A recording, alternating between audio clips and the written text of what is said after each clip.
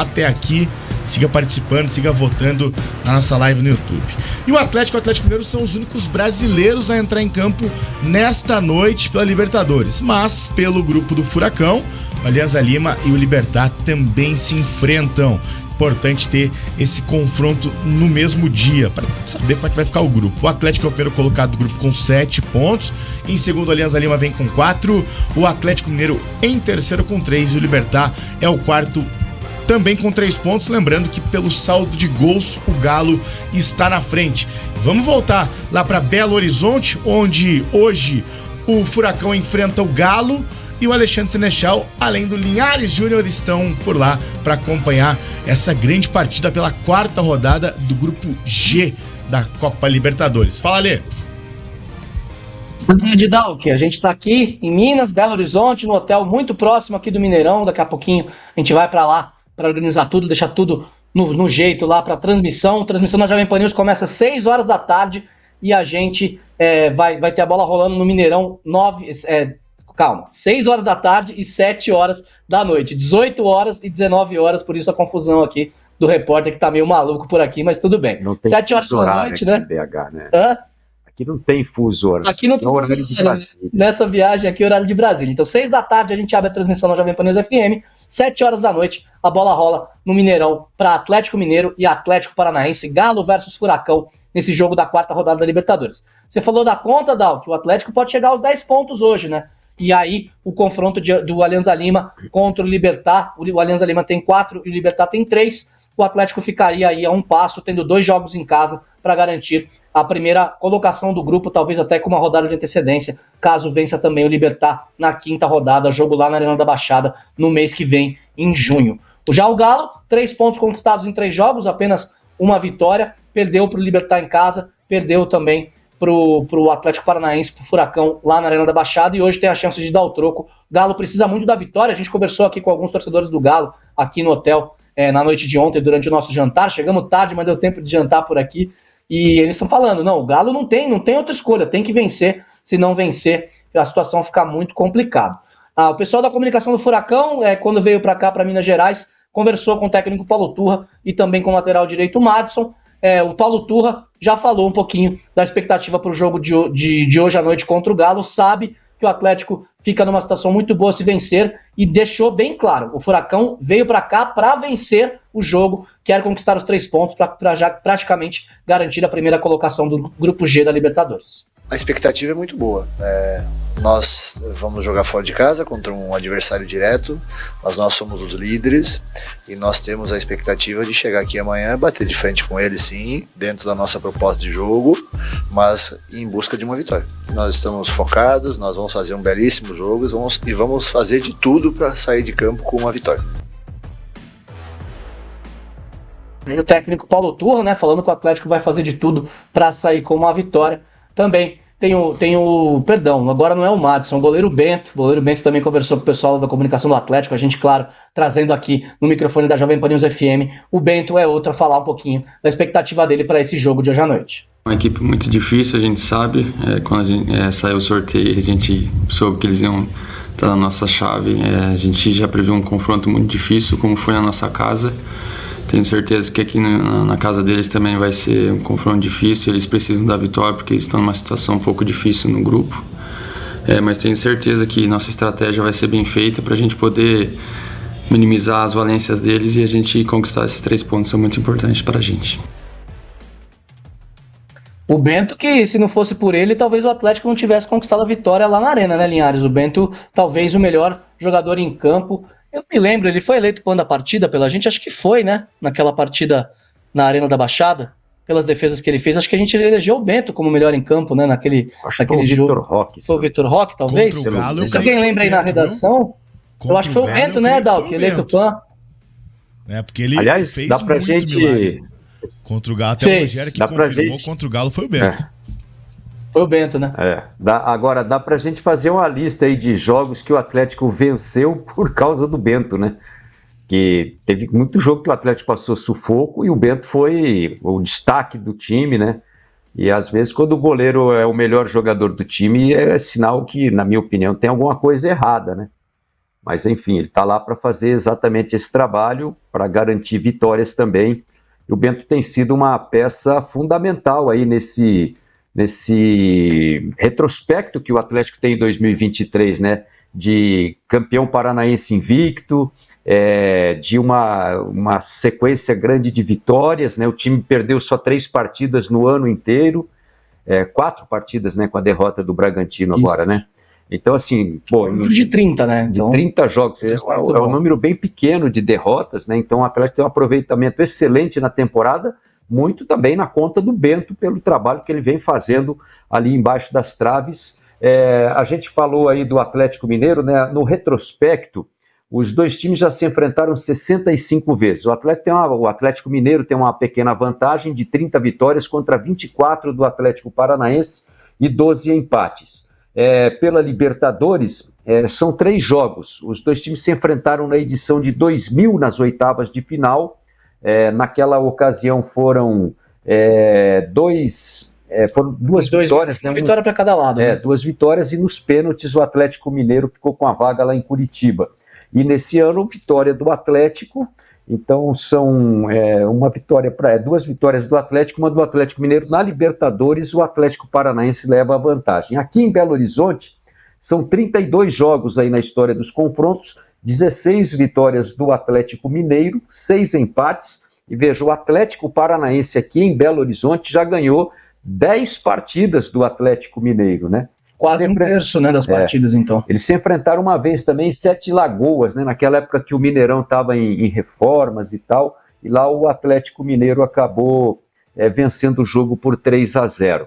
Então são aqui em Minas 33 jogos, né, com 17 vitórias do Atlético Mineiro e 10 do Atlético Paranaense. É um número de vitórias considerável, né, como visitante do Atlético Paranaense, o que deixa claro que o Atlético é um time que pode vir aqui vencer o jogo de hoje à noite diante do Atlético Mineiro. O retrospecto é razoavelmente equilibrado entre os dois times, né?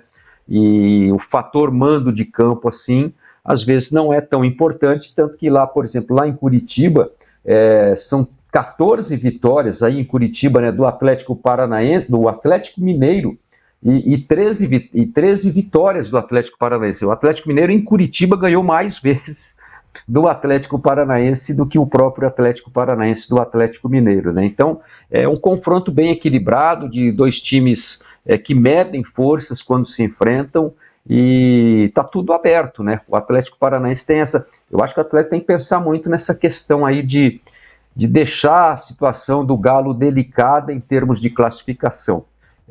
Agora sim, né, não dá para a gente contar com Libertad e Alianza, né, porque eles são imprevisíveis. Quando a gente dava como certa a vitória do Libertad lá no Paraguai contra o Alianza foi lá, tomou um sufoco danado, mas ganhou de 2-1. Hoje o jogo é em Lima. Aí o que a gente faz? A gente está cravando aí, né, na aposta que o Alianza vai ganhar do Libertad. Agora vai da Alianza, né? Mas aí o Libertad vai lá, embola um grupo de novo. Aí o Libertad vai lá, ganha, passa, né, o Alianza, e deixa o Alianza aí fora do páreo, né? Porque assim, se o Atlético Paranaense ganhar hoje, isso fazendo uma especulação aí com os números, o Atlético vai a 10 pontos, deixa o Galo só com 3. Então, por exemplo, o Atlético Mineiro passa a não ser mais preocupação pro Atlético Paranaense, porque o Galo, mesmo tendo 2 partidas ainda para jogar, nem alcança o Atlético Paranaense, ou seja, vai ficar atrás do Atlético mesmo que vença os 2 últimos jogos.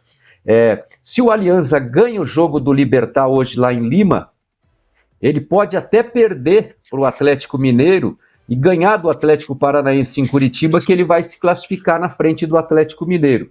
Então veja a situação. Ou até o Alianza pode até jogar pelo empate, né, contra o Atlético Mineiro, que ele garante a classificação. Não, porque assim, o Atlético Mineiro ficaria 4 pontos atrás do Alianza. Isso. E daí na última rodada também não teria possibilidade. Então o Atlético Mineiro poderia ser eliminado já na próxima rodada diante do Alianza lá em Lima, com um empate do time peruano. Então são números, conjecturas, né, desse grupo que tornam esse jogo de hoje o principal jogo até aqui desse grupo, né? Porque ele pode decidir muita coisa aí, essa rodada, né? 4ª rodada pode decidir muita coisa em termos de encaminhamento de classificação de Atlético, de Alianza de Atlético Mineiro e até de trazer o Libertad de novo aí para a briga por uma das duas vagas. E o Linhares falou um pouco de história do confronto e tudo mais. Hoje teve um personagem importantíssimo da história do Atlético visitando a delegação aqui em Minas. Nada mais, nada menos do que o autor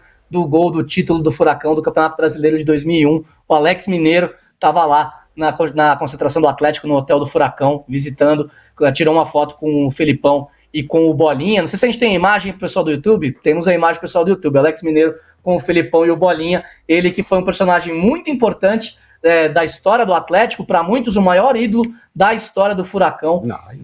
Você acha que não? Você acha que não? Muita gente fala que muita gente foi importante. Agora, tá no classificar ele como o maior ídolo, eu acho falando. Tô falando que muitos torcedores que eu conheço falam que eles conhecem a história do Atlético, com todo respeito. Tô falando bobagem, não? Não, Bolinha com certeza. Bolinha com certeza. Bolinha, eu acho assim, o Alex Mineiro, assim, um cara que foi ídolo em um período, né, do Atlético Paranaense.